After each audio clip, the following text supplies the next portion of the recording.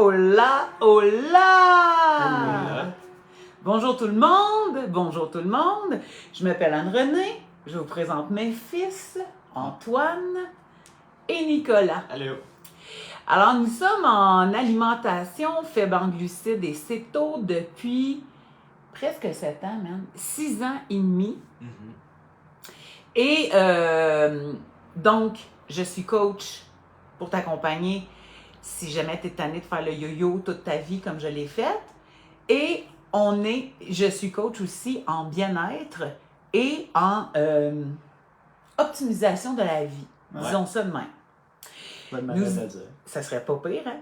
Alors, nous avons quitté le Québec. Moi j'ai habité le Québec toute ma vie. Nous avons habité le Québec jusqu'au 26 août 2021. Et ce jour-là, nous avons quitté pour le Mexique. Et il y a plein de gens qui nous demandent pourquoi on est parti. Et ce soir, les trois ensemble, on va vous l'expliquer.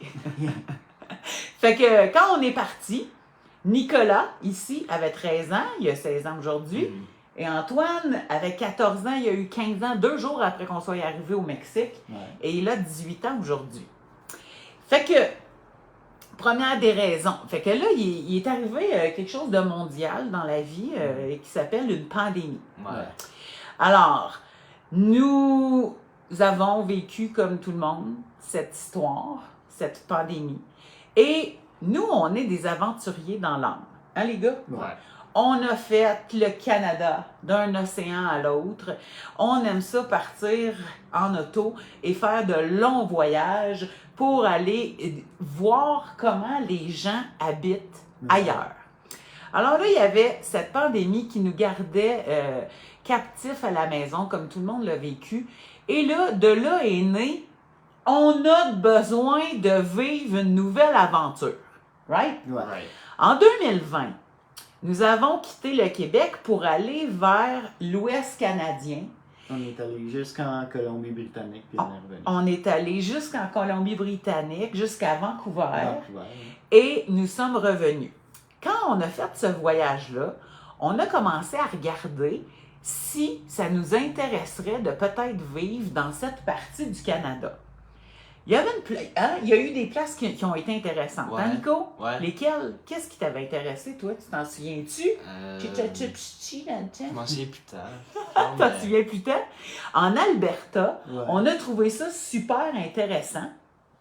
Et on était partis, on se disait qu'on aimerait aller vivre là-bas.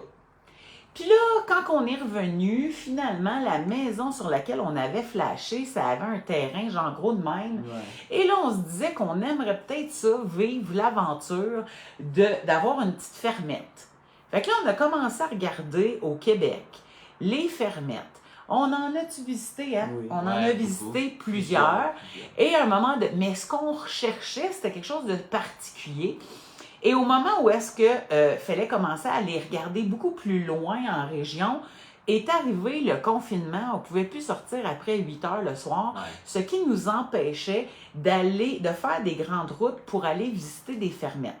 Fait que là, c'est comme si le projet a pris de bord. Ouais. Et là, tout à coup, nous est revenu parce qu'en 2019, avril 2019, on a été au Mexique, à Playa del Carmen, je pense. Hein? Ouais. C'était ça. Et Playa del c'était la Carmen. première fois de notre vie qu'on parlait de peut-être passer nos hivers au chaud. Fait que Puis là, neige. plus de neige. Bon, on a appris à aimer la neige. En tout cas, moi, dans ma vie, j'ai appris à aimer l'hiver. Mais malgré tout, c'est pas quelque chose que j'étais nécessairement obligée de vivre toute ma vie, nécessairement. Alors là, on avait comme, OK, le Canada, oui, c'est intéressant, mais on n'avait pas trouvé ce qu'on voulait.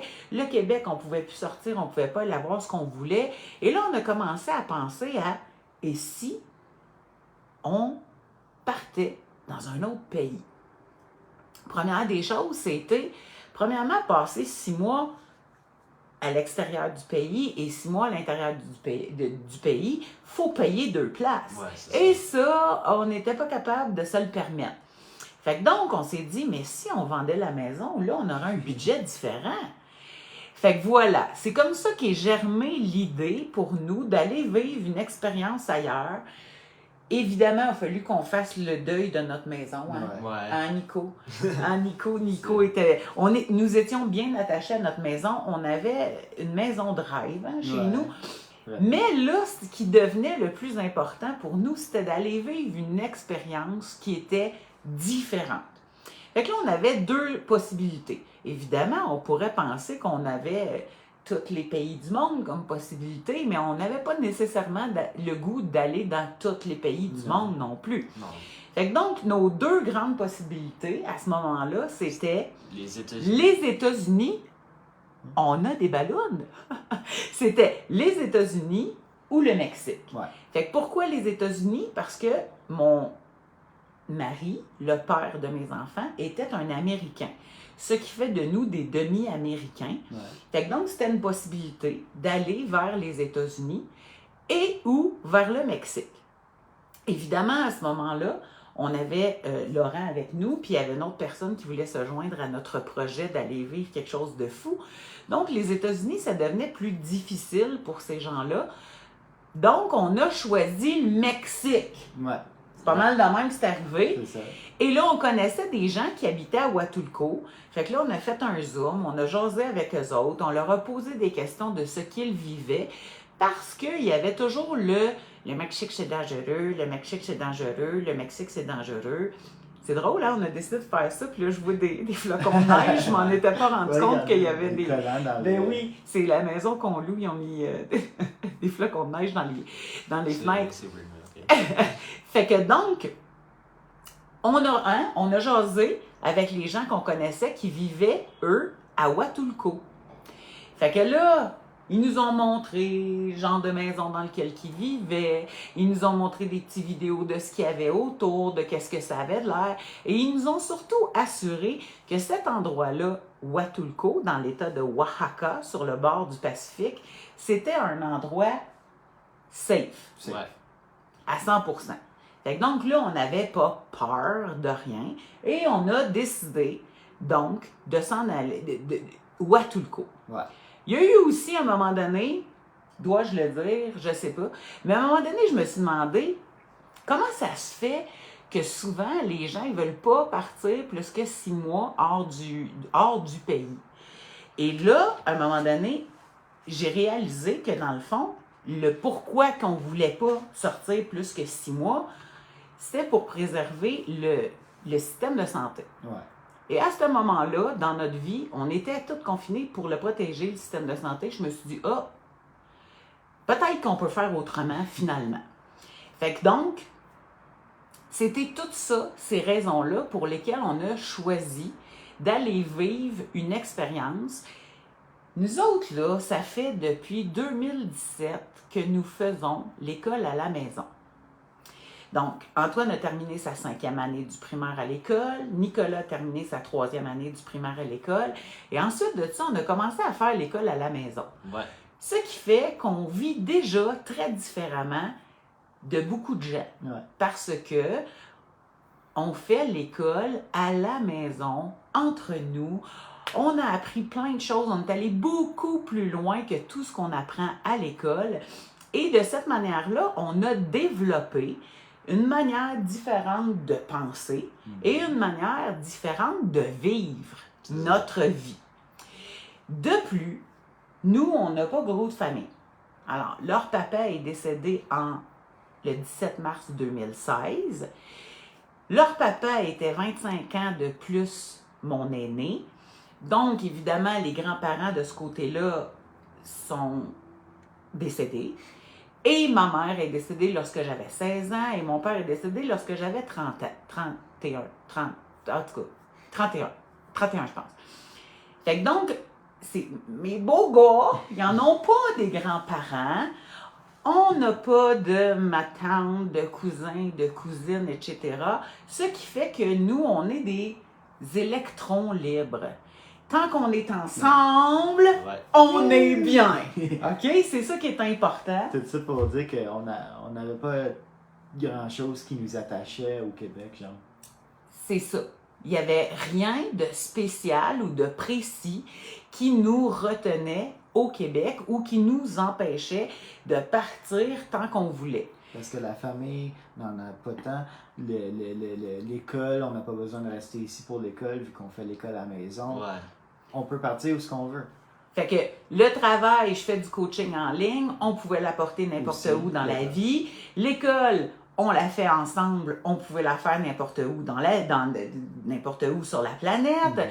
Et ce n'était pas comme la majeure partie des gens. Il y a plein de gens qui me parlent et qui me disent « Ah, moi, si j'avais pas ma famille, je ferais la même chose que vous, je partirais à l'aventure. » Mais souvent, c'est les contacts humains et les relations humaines qui font en sorte que les gens vont rester ou vont revenir après un certain nombre de mois ou de semaines ou quoi que ce soit. Les amis, la famille. Les amis, la famille, etc. Le social qui retient la majeure partie des gens. Et ce n'était pas notre cas. Alors, toutes ces raisons ont fait en sorte qu'on a décidé de partir à l'aventure. Fait qu'on est parti. Fait qu'on a vendu la maison, vendu les meubles, donné du stock, vendu du stock. J'avais une maison 3 étages, 2 étages avec un sous-sol rempli complètement. Et on a pris une décision rapide. OK? Et quand on a pris cette décision-là, nous, quand on prend une décision, on se donne une date et un échéancier. Parce que si on ne fait pas ça, la majeure partie des gens disent « Ouais, un jour, je vais faire ça, un jour, je vais faire ça. » Puis on n'arrive jamais à un jour et c'est jamais fait à un moment donné. Donc, nous, comment on fait les choses? C'est on prend une décision, on choisit une date et là, on passe à l'action pour que cette date-là, ce soit fait. Ouais, comme un deadline. Comme un deadline. Alors, on a pris notre décision autour de ma fête, début avril, fin mars, début avril, right? Right. Et là, sur le coup, j'ai dit, bon, ben là, c'est bien beau, les gars, on a décidé ça, mais là, il va falloir, si on veut vraiment passer à l'action, si on veut vraiment arriver à faire ça, parce que c'est tout un gros move effrayant, ça nous prend une date où est-ce qu'on se dit que, OK, autour de cette date-là, nous devons nous aligner pour être rendus là.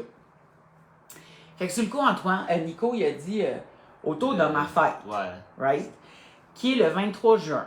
Là, j'ai dit là, tu me donnes 2 mois et demi, là, ça, c'est pas long. Fait qu'Antoine a dit... Avant ma fête. Avant ma fête. Et sa fête, c'est le 28 août. Fait que là, ça nous donnait plus comme avril, mai, juin, juillet, août. Ça nous donnait genre 4 mois et demi, 5 mois, mettons. Parce qu'il était à fin août, on était au début, fin mars, début avril. Fait que du moment où est-ce qu'on a dit, OK, on va s'aligner pour être rendu au Mexique à la fête de Antoine. Fait que là, comme je l'ai dit au début, nous sommes arrivés le 26 août au Mexique et la fête d'Antoine, c'est le 28 août. Ça a été tout un imbroglio, hein? Il s'est passé plein d'affaires pour qu'on arrive éventuellement à notre but. Ouais. Fait que d'abord, il fallait vendre la maison. On avait de notre côté le marché à l'époque où est-ce que, là, je ne sais pas comment est-ce que c'est le marché au Québec, là, je pense que tout a monté et les taux d'intérêt ont monté, mais en 2021, c'était le temps de vendre. Ouais. C'était pas le temps d'acheter, mais c'était le temps de vendre. Et pour nous, ben, on vendait. Ouais. Alors, ça a été de mettre la maison, juste vendre la maison, ça a été fou tout ce qui est arrivé. Oui. Je m'en rappelle même plus tout. Il arrivait tellement d'histoires tout le temps qu'à plusieurs reprises, on s'est posé la question, C'est-tu un signe est-ce que c'est un signe? qu'on ne devrait pas partir? Est-ce qu'on ne devrait pas faire ce qu'on est en train de faire? Hein? Dès qu'on a mis la maison en vente, on a eu une infestation de mouches. Oui. Ouais. Première visite. Les mouches, plein les portes. Plein les fenêtres. Plein les fenêtres, oui. Plein les fenêtres. J'avais jamais eu ça. Ça faisait 23 ans que j'avais ma maison. J'avais jamais vu ça. On vidait des cannes de Raid. C'était fou. A fallu faire arroser la maison. C'était complètement fou. Ah, Linda est là. Peut-être que Linda, elle va pouvoir se souvenir des affaires qu'on ne se souvient même pas. Il y avait un dégât d'eau dans le sous-sol. Écoutez ça. Je mets ma maison en vente. Je me rappelle, sais, un sous-sol, il y a toujours un raccoin où ce que tu Stock du stock, tu packs du stock. Fait que, mais là, il fallait faire visiter la maison. Fait que là, il y a une fin de semaine où est-ce que je m'attaque au sous-sol pour que les visites, tu sais, ça a de l'allure. Fait que là, je fais tout mon beau gros ménage pendant la fin de semaine. Je cligne des affaires, sors des affaires, machin. Et là, je me rappelle Linda, qui était mon agente immobilière, qui vient faire un tour. Et là, je suis toute fière d'y montrer mon ménage dans le sous-sol. Puis là, j'ai dit, viens voir ça, Linda, regarde comme c'est beau. Puis là, je marche dans mon sous-sol, puis tout à coup, ça fait que-flouk en dessous de mes pieds. Mon plancher flottant, il flotte pour vrai! Il flotte sur l'eau! J'ai jamais eu aucun problème. J'ai vécu 23 ans dans cette maison-là. Jamais eu ça. Il y a de l'eau à grandeur de la moitié du sol. Et à l'époque, on est dans la pandémie, c'est facile d'avoir des services, c'est facile de faire arranger des affaires. En tout cas, je sais plus qu'est-ce qui s'est passé. Il y a eu plein d'affaires. Ah, là, la voisine qui chiale après l'arbre parce que dès qu'elle voit la pancarte en avant, elle veut que je fasse couper. En tout cas, bref, ça n'arrêtait plus. À chaque étape, c'était « Mais pourquoi est-ce que tout ça arrive? Mais comment se fait-il? » Right? On se posait toutes sortes de questions, mais est-ce qu'il y a un signe qu'il ne faut pas qu'on parte? Bon, il y a certaines personnes qui ont suivi notre histoire. C'est jamais simple, hein? Peut-être qu'on n'aurait pas dû partir, mais c'est pas ça qu'on a compris comme message, nous. C'était plus genre, dans la vie, c'est pas tout le temps facile, puis on n'a pas besoin de s'arrêter tout le temps parce qu'il y a un obstacle sur le chemin. Ça va... Vas-y. Okay. Hein? C'est parce que tu regardes en me rappelle d'avoir pensé, c'est la maison qui nous urge à partir. Genre. Ah oui, c'est la maison qui veut qu'on parte. Elle fait tout pour qu'on l'aime plus. Elle fait tout pour qu'on l'aime plus, right? Pour qu'on n'ait pas besoin de délai avec ses problèmes plus tard. Ouais, c'est ça. Fait en tout cas, finalement, on a passé à travers vraiment beaucoup d'aventures. Mais au bout du compte, on a réussi. Écoutez, je sais même plus tout ce qu'on a fait, mais je me rappelle qu'une des premières affaires que j'ai faites, c'est on était à la fin de l'hiver, là, on est fin mars, début avril. Puis la première des choses que j'ai faites, c'est j'ai mis les bottes puis les manteaux d'hiver dans une boîte. Puis j'ai dit, là, je m'en vais porter ça au partage, ça s'appelait à la prairie. Mais on va porter ça au partage, là. Êtes-vous sûr qu'on s'en va? Parce que moi, si on s'en va pas, j'en rachète pas l'année prochaine. Puis là, tout le monde dans la maison a dit « Oui, vas-y! » Fait que là, je savais, dès que je suis allée porter cette boîte-là, qu'on avait scellé qu'on voulait s'en aller vivre autre chose ailleurs. Puis, est-ce qu'on est parti nécessairement pour toujours? Je sais pas. On ne sait pas. Pour l'instant, on vit ce qu'on a à vivre. C'est ça. Certaines personnes connaissent déjà tout ce qui est arrivé dans les 4 premiers mois de notre arrivée ici au Mexique. Ça n'a pas été nécessairement simple. Il y a eu la mort de Laurent. Il y a eu la personne qui nous accompagnait, qui est partie enragée. Et il y a eu les personnes qu'on venait rejoindre à Huatulco, qui étaient mes partenaires d'affaires, qui se sont foués avec tout le travail que j'avais fait depuis 4 ans. Bien entendu, on a mis du temps à refaire ça, mais surtout, on apprend à redevenir une équipe, moi et mes garçons. Ouais. Hein? Nous, on a toujours été collés. Hein? Ouais. On est des potes, ensemble, hein? on est une famille. C'est maman et ses garçons, c'est Anne-Renée, Antoine et Nicolas. On est unis, on est proches, on est ensemble. Depuis que Laurent habitait avec nous, c'était plus 3 plus 1 que 4, right? Ouais. Mais il y avait quand même autour de nous toutes sortes de personnes qui faisaient que même si on faisait notre école à la maison puis qu'on avait notre équipe, on n'était pas toujours juste les 3 seuls. Bien entendu, là, on s'est retrouvés, les 3 seuls. Sur le coup, c'était un choc. Hein? Ouais. Comment vous avez vécu ça, vous autres? C'était différent. Ouais, c'était différent, ouais. Parce qu'on n'était pas dans un milieu qu'on connaissait. On n'était pas dans un milieu qu'on peut appeler, mettons, sécure, dans le sens qu'on connaît cet endroit-là. Ouais. Si on avait été dans notre maison à la prairie puis que tout ça était arrivé, c'est sûr que ça aurait été différent. Ouais. Mais ça nous a poussés à être ensemble, à travailler ensemble et surtout à développer une nouvelle équipe dans le Mexique. Fait qu'on a appris, t'es bien fatigué, Ouais. on a appris une nouvelle langue. Fait que, comment c'est d'apprendre l'espagnol, Antoine? Commencer, c'était pas si dur que ça. C'était pas si difficile Ouais. que ça. On s'est offert des cours d'espagnol lorsqu'on est arrivé, privés à la maison, chaque jour. 2 heures par jour, je me trompe-tu? Ouais, 2 heures par jour, 5 jours par semaine. Pendant 4 mois. Ouais. Right? Toi, t'as trouvé ça comment? C'est un peu plus difficile. Un peu plus difficile pour Ouais, toi? Pour moi. Parce que les garçons, leur première langue qu'ils ont appris, c'est l'anglais. Parce que leur père, je m'en allais parler en espagnol, parce que leur père était un Américain, puis il n'a pas vraiment appris le français. Quelques mots, mais sans plus. Fait que donc, notre vie à la maison, elle était en anglais. Donc, leur première langue, c'est l'anglais. L'anglais puis le français, on fait toujours l'école en français. Et, fait que donc, il y avait déjà 2 langues. Et là, on a rajouté, c'est quand je fais ça que ça fait des ballons. Fait que là, on a rajouté l'espagnol. Fait que, c'est moi la grande trappe, c'est moi qui parle le plus. Mais je dirais que le meilleur en grammaire ou en structure espagnole ou en mots, c'est Antoine. C'est Antoine. Fait que des fois, je parle, puis là, je dis, c'est quoi ce mot-là? Puis là, tout à coup, il me dit le mot. Nico, toi?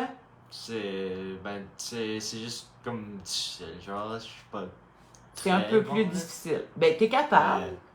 Ouais, je suis capable. Je suis capable, Mais je comprends. Ouais. Déjà, Nico, il est déjà un peu plus gêné Ouais. en français puis en anglais. Ah, en anglais, ça va bien. Ouais, Quand on est allé au Texas, là, les deux, ils étaient super contents parce que là, ça parlait en anglais full pin. Mais en espagnol, t'es un peu moins à l'aise pour l'instant. Ouais. T'sais.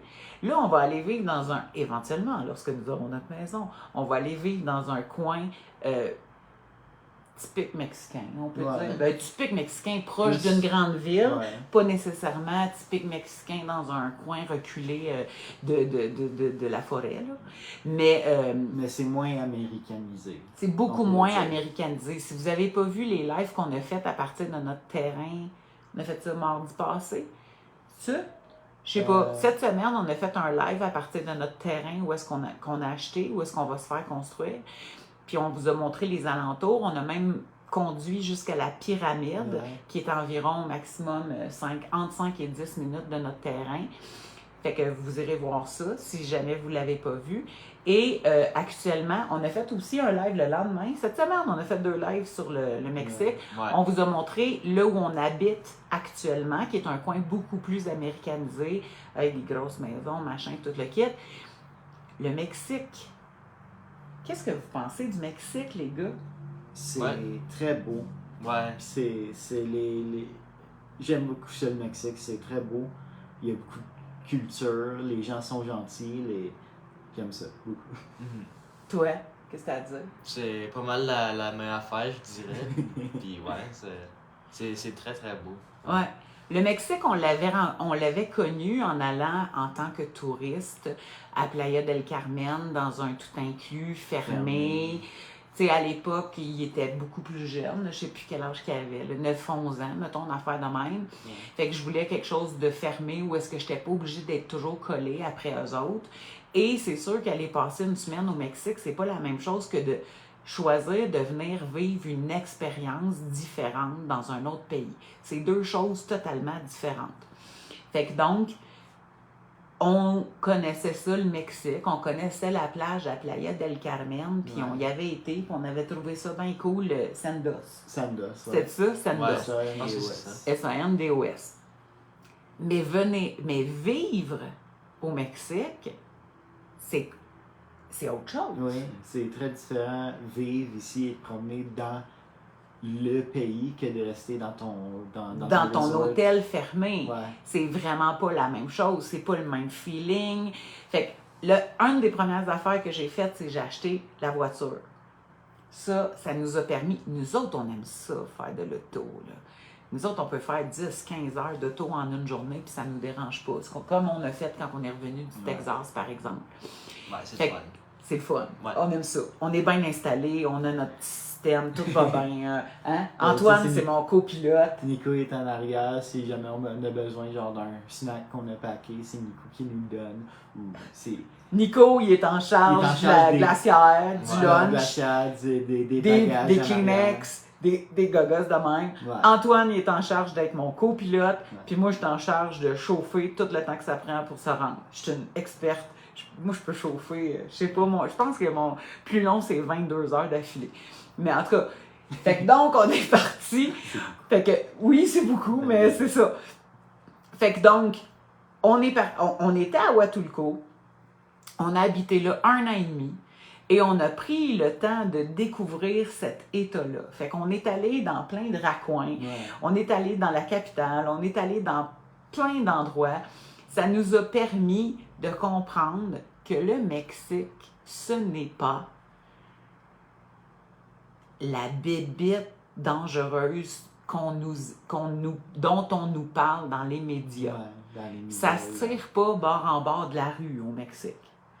Évidemment, on n'est pas non plus... Je peux pas vous parler de l'Est, Playa del Carmen. Là, il y a plein de Québécois. La majeure partie des Québécois, comme nous quand nous étions touristes, la majeure partie des Québécois vont aller dans le bout de Playa del Carmen, Cancun, machin, le Quintana Roo ou le Yucatan, je suis plus sûre. On n'a pas été dans cette région-là depuis que nous habitons ici. On est plus du côté Pacifique et centre. On est plus dans le centre, oui. Actuellement, on est dans le centre. Fait que, durant le temps qu'on était à Huatulco, on a vraiment exploré l'état de Oaxaca. Ça se dit Oaxaca, ça s'écrit Oaxaca. O-A-X-A-C-A. Mais ça se dit Oaxaca. Donc, on a beaucoup exploré. On s'est promené dans la montagne. On a roulé dans des places, là. Parce qu'il y a des falaises des deux bords, puis on passe. Puis là, t'as la largeur de ton char pour passer. On a roulé dans des endroits que très peu de gens ont passé dans leur vie. En tout cas, très peu de Québécois, on va dire, parce qu'il y a plein de Mexicains qui passent là, puis ils trouvent ça normal, parce que c'est leur vie, puis ils sont habitués à ça.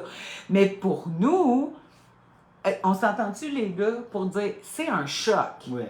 C'est un choc culturel que de partir de chez nous, de ce qu'on connaît, surtout dans une période de surprotection puis de sursécurité.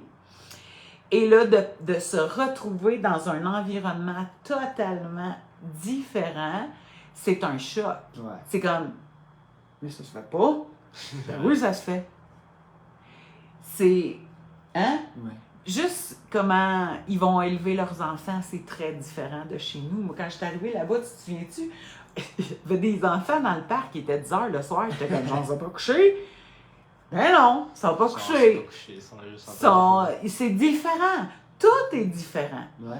Mais on apprend à découvrir des gens différents, des gens avec des valeurs conventionnelles, on pourrait dire. Ouais. Ici, la religion prend une grande importance et on remarque que ça fait quelque chose de différent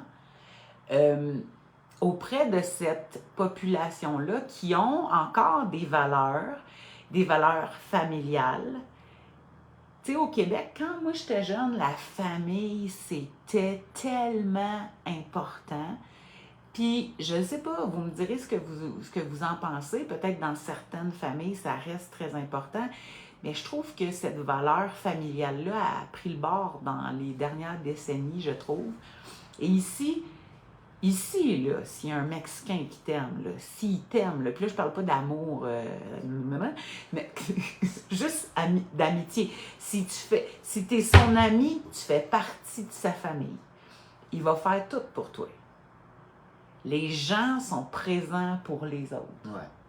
On est en train d'apprendre aussi que tout ce qu'on a appris, bien sûr, eux autres, ils étaient plus jeunes que moi, mais tout ce qu'on a appris qui nous a formaté l'esprit pendant qu'on vivait au Québec, quand tu arrives dans une nouvelle situation et que tu vis différemment, les formatages sont très différents. Ouais.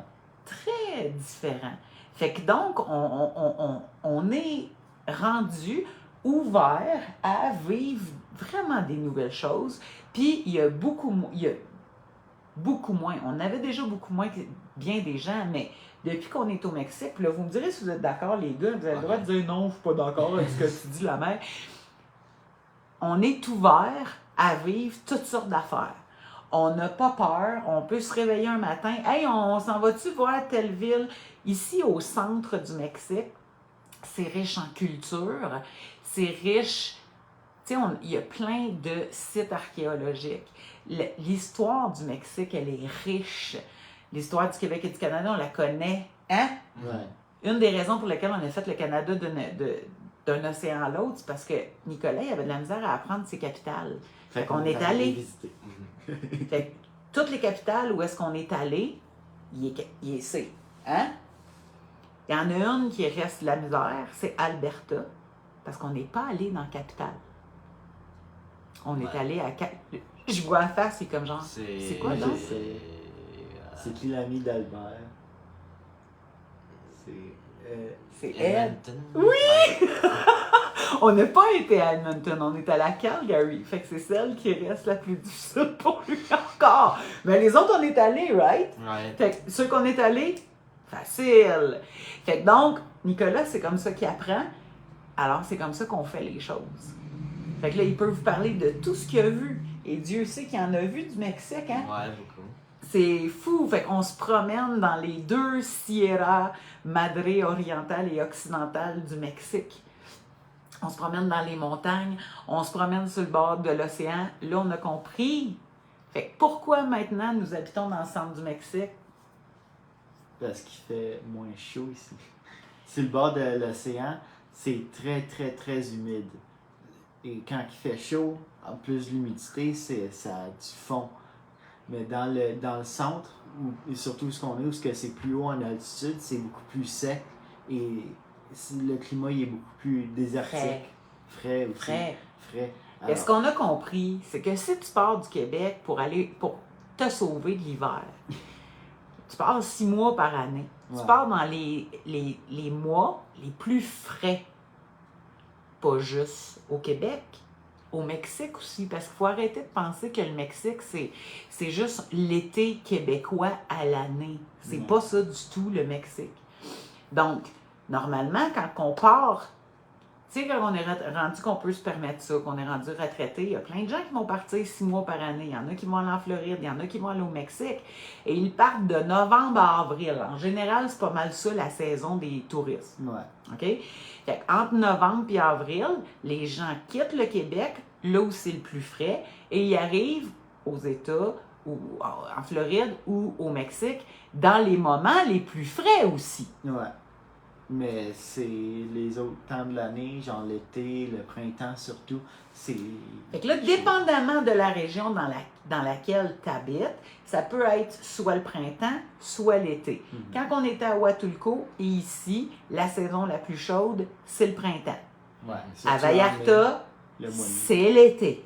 À Vallarta, c'est l'été. Oui. Juin, juillet, août, c'est inendurable. 45 avec combien d'humidité? 85% d'humidité.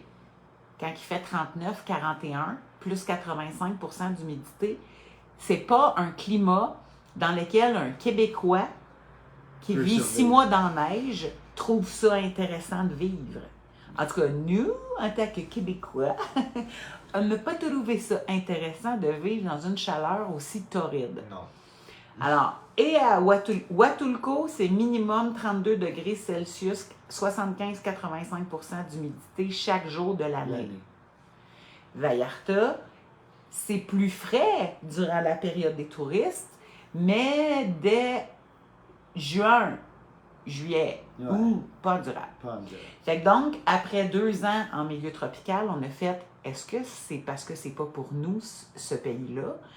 Mais là, on a commencé à explorer différemment le pays et Mexico City, qui se retrouve en plein milieu du Mexique, qui est fait de même, c'est en montagne, c'est élevé, c'est un climat sec, et Querétaro, dans la ville que nous avons choisie, c'est 2 heures et demie au nord de voiture, au nord de Mexico, et ici, on est en pleine montagne.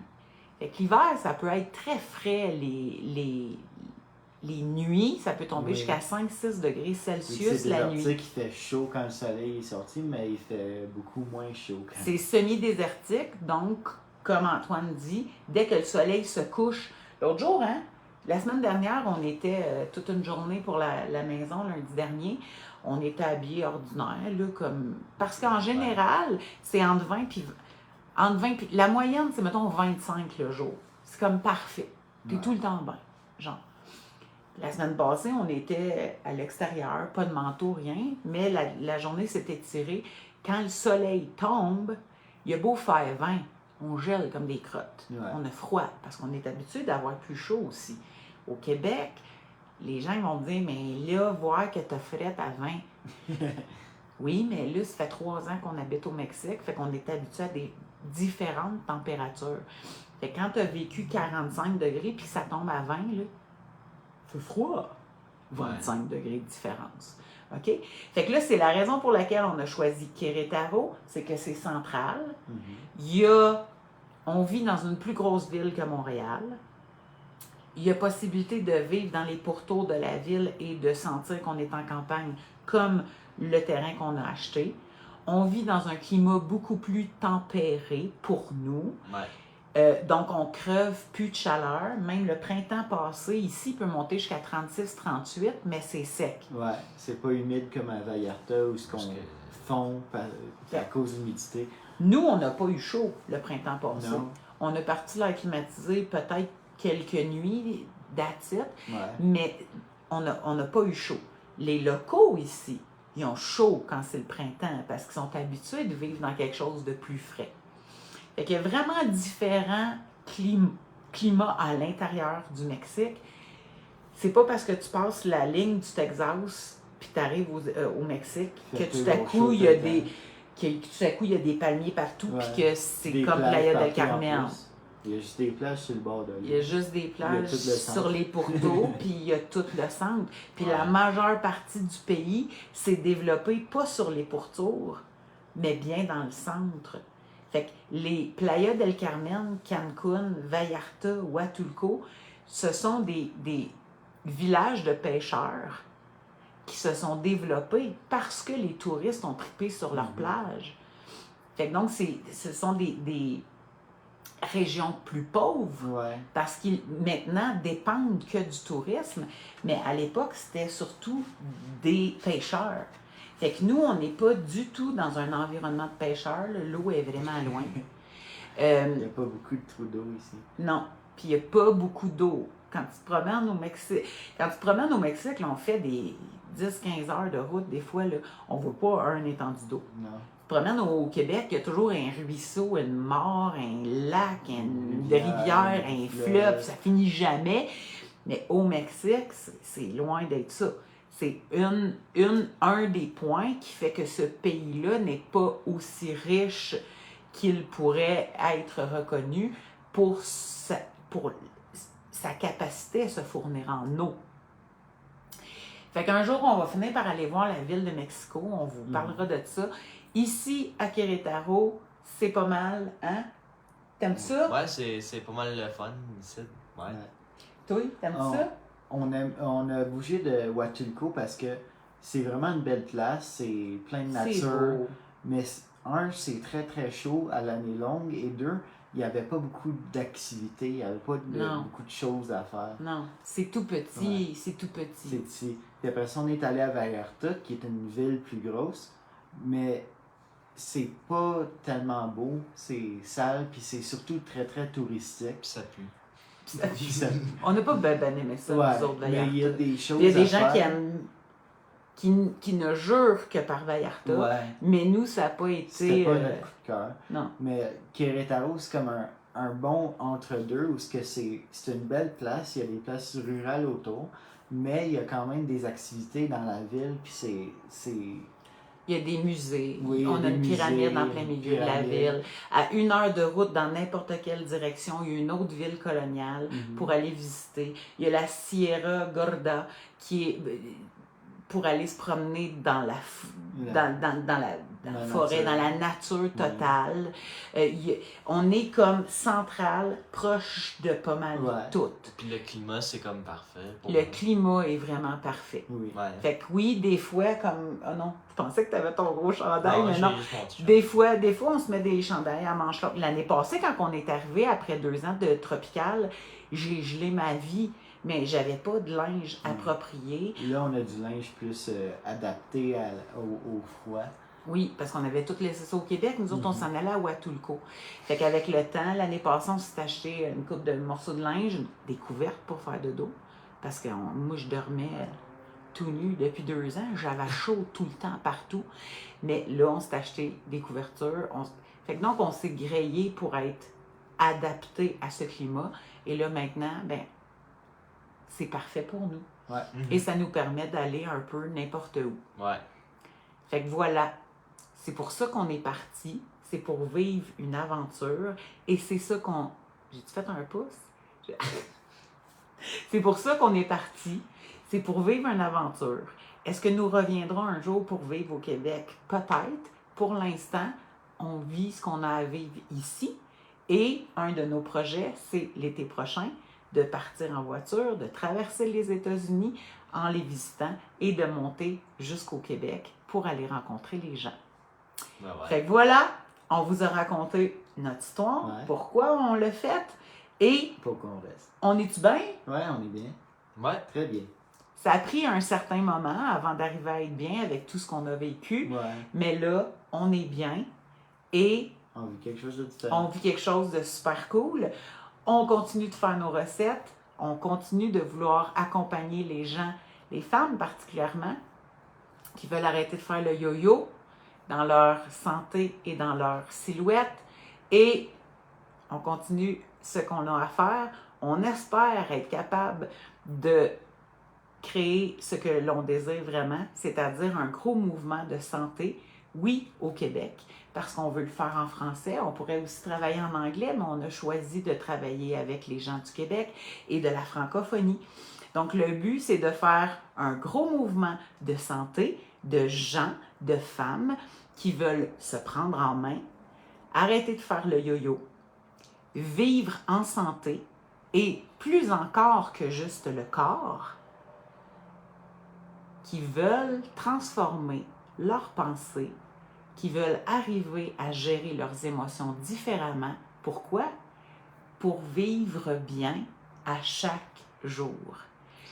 Je crois que c'est ce que nous faisons le plus avec tout ce qui nous est arrivé, ce que nous avons, notre plus grande réussite, en tout cas moi je vais parler pour moi, vous direz ce que vous en pensez, ma plus grande réussite, c'est justement d'avoir fait cette grande transition, de nous être déracinés totalement du Québec, d'être ici, d'avoir passé à travers toutes les embûches qu'on a passées et de réussir à pouvoir dire oui, nous sommes heureux et nous sommes bien et nous sommes encore là, ensemble et ça va mieux que jamais.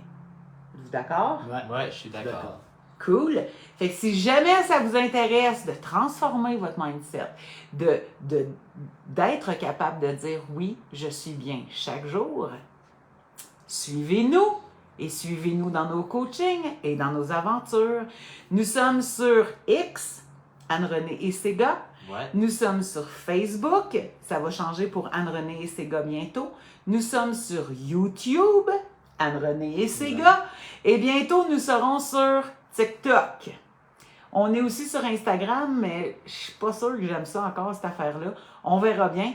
Donc, si vous voulez nous suivre, n'oubliez pas, vérifiez si vous avez liké ma page. Vérifiez si vous avez liké nos autres plateformes. Commentez et partagez. Ça va nous aider, nous aussi, à parler au plus de gens possible. Ça fait un plaisir d'être avec vous ce soir. Bye bye! Bye.